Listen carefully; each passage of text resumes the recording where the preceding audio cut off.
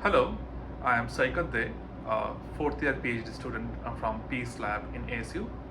Today I will present my ongoing research on hybrid phase duty controlled loss optimization of a triple active bridge power converter. Such a converter is used in multiple energy management systems such as space power supplies, EV onboard chargers, etc.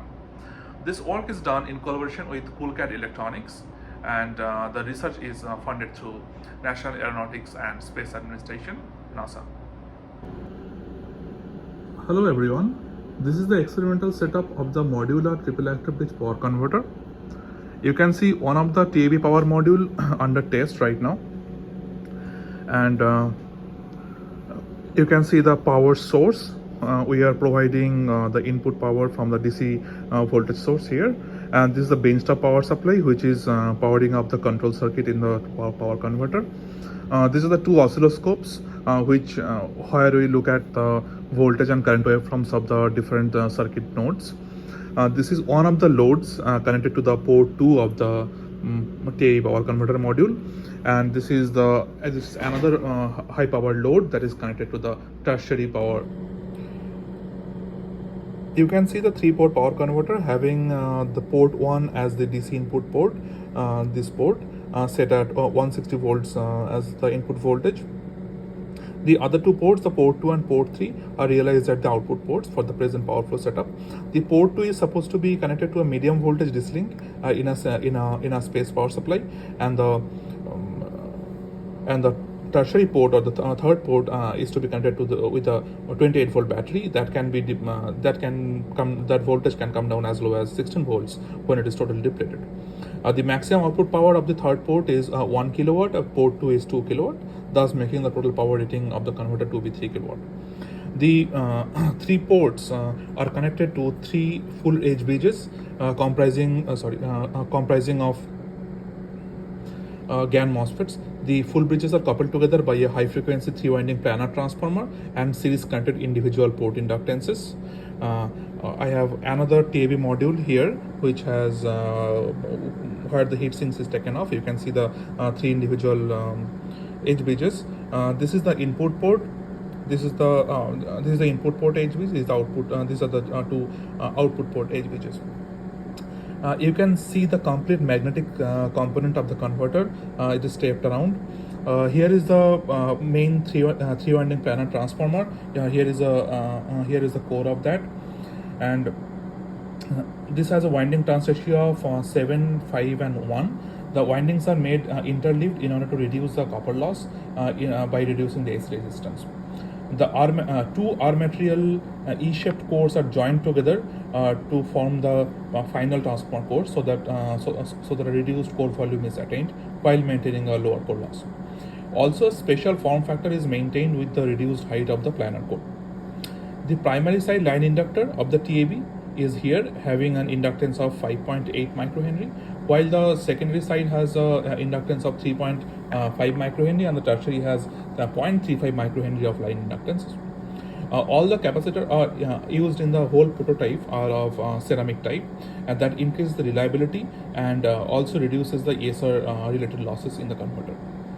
The primary DC link has a capacitance of 40 microfarad, comprising here the capacitors here. The secondary side has a total capacitance of 35 microfarad, and the tertiary side has a total capacitance of 100 microfarad. The DC blocking capacitors are placed somewhere here, and then for the primary side this here, for the secondary side somewhere here below the magnetic component. Also, we have used two GaN MOSFETs in parallel in each switch position at all the three edge bridges, so that we can meet the current requirement and distribute the conduction and the switching losses throughout all the switches. 650 volt rated GaN systems GaN MOSFET GS665160. That part is used as the primary side switch, whereas the 200 volt EPC GaN devices are used in the secondary, and the tertiary side uses 60 volt rated EPC 2020 devices. Here you can see the isolated gate driver power supplies, all of this. There are some voltage sensors. Here are some isolated voltage sensors and some isolators, some digital isolators, in order to isolate the power stage ground from the control ground. This total is the control ground, and this is the bench top power supply comes here from the 5 volt power, gives the 5 volt for the control, to power up the control. The controller is placed beneath the board and underneath the board. It is a Texas Instrument TMS 3000 series DSP that controls the converter. The controller senses the DC voltage output, DC output voltages, currents, and provides the required gating signals to all the switching devices across the 3 full bridges. By modulating the phase shifts among the bridge voltages, a desired power flow among the ports is attained. Thus, the basic power flow control strategy in a TAB converter is called a dual phase shift control, where the phase shifts of the secondary and the tertiary bridges are only varied to achieve a required output power at the port 2 and port 3 loads. Right now, the operation of the triple active bridge power converter will be tested at a light load operating condition, while we will be employing the dual phase shift modulation strategy in order to control the output powers.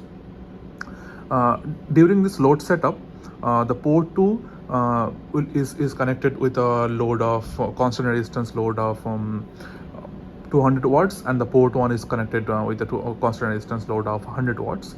The port 2 voltage should be regulated at 120 volts, whereas the port 3 or the battery side port output voltage should be regulated at 28 volts. I'll turn on the DC voltage power supply and we'll check the converter's bridge voltage and bridge current or the transformer winding current waveforms in the oscilloscope.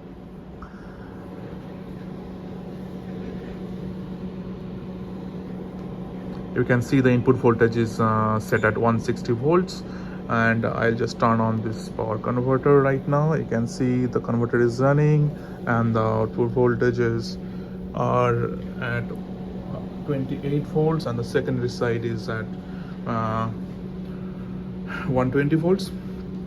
You can see the secondary, the primary side and the tertiary side bridge voltages here and their respective currents. The channel 1 marks the primary side bridge voltage. You can see the bridge voltage frequency is set at 100 kilohertz. That means that the PWM frequency is 100 kilohertz, or the switching frequency is at 100 kilohertz. You can see the primary side bridge current waveform here, or the winding current waveform here.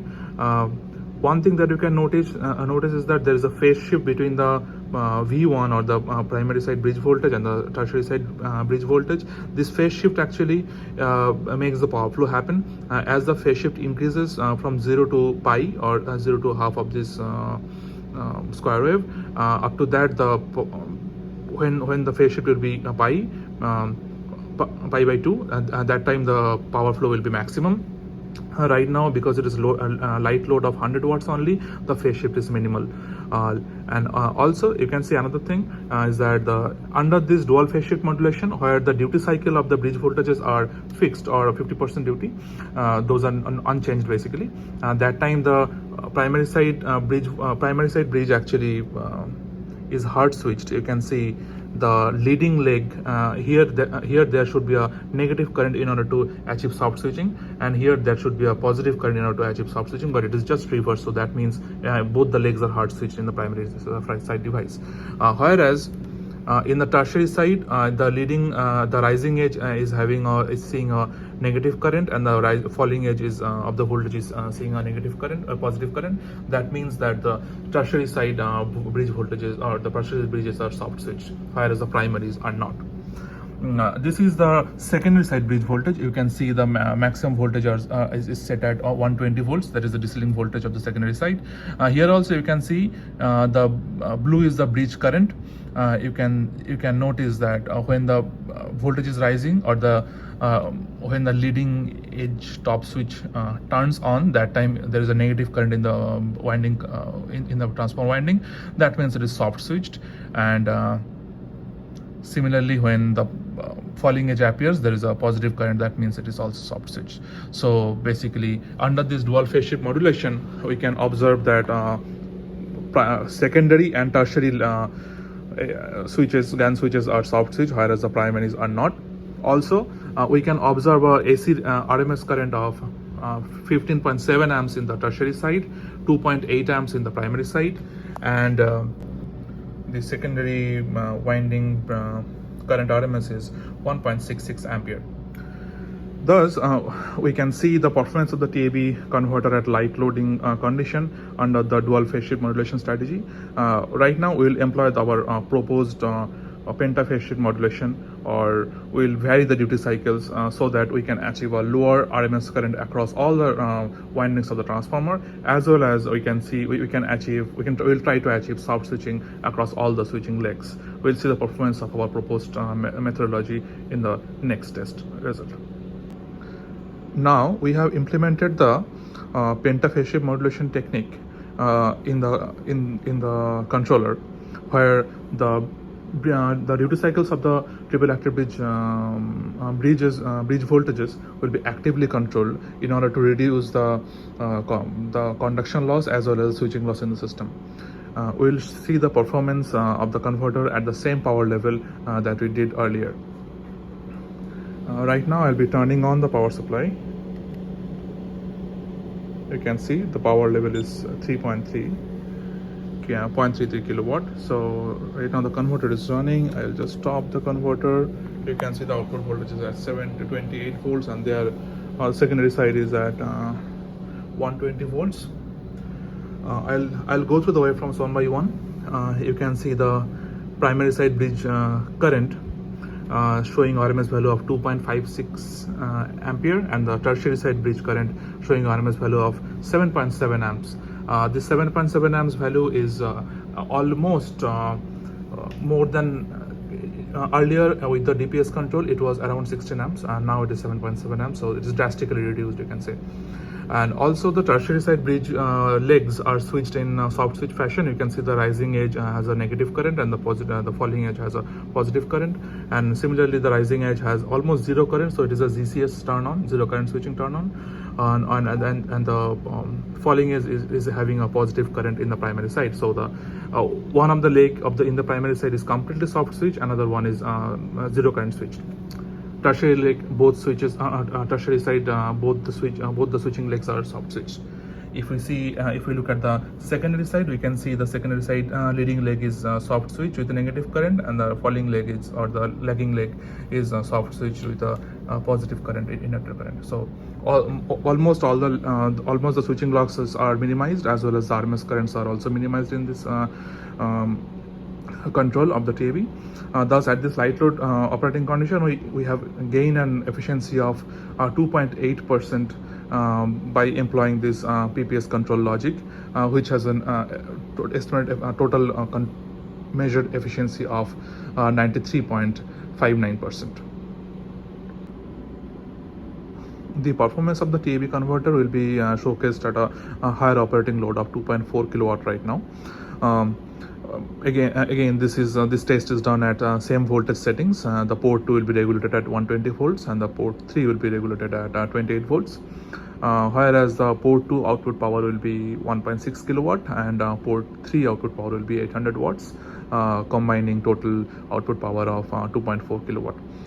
We have found that at this operating point, the converter performs converter showcased its highest power converter efficiency, and also the bridge voltage duty cycles will be again controlled very intelligently in order to reduce the conduction loss as well as switching loss across semiconductor switches.